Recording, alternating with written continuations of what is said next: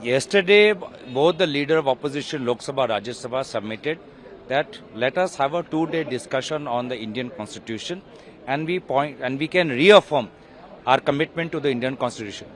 The government does not listen to that suggestion. Then in the adjournment motion, we've been raising many issues. Adani issue is one, Manipur issue is another, Sambal issue is a third.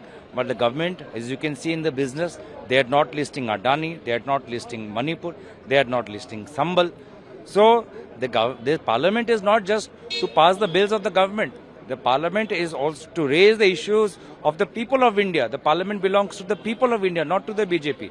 And today we want to know on the Adani matter that the US agencies earlier this year, they seized the phone of Sagar Advani, they seized the laptop of Sagar Adani, and they've recovered some valuable information on the basis of which this case has been registered by the Department of Justice. Now, will that evidence be made public? Will the Indian agencies be cooperating with the US agencies? Are we asking for information? Why is the Prime Minister so afraid to discuss Adani inside the parliament? That is what we want to know. Sir, in Bangladesh, Hindu minorities are being attacked. How do you react on this? Where is the Vishwaguru? Where is the Prime Minister Modi?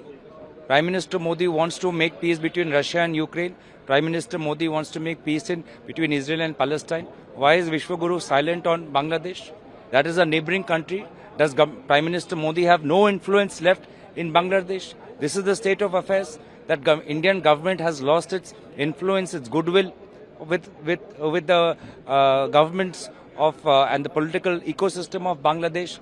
It just shows that how entire foreign policy of Prime Minister Modi has been captured by Adani and Adani's private interest everywhere. But our country-to-country relations have suffered, and that's why Prime Minister Modi remains a mute spectator to the really sensitive incidents of violence and harassment that is taking place in Bangladesh.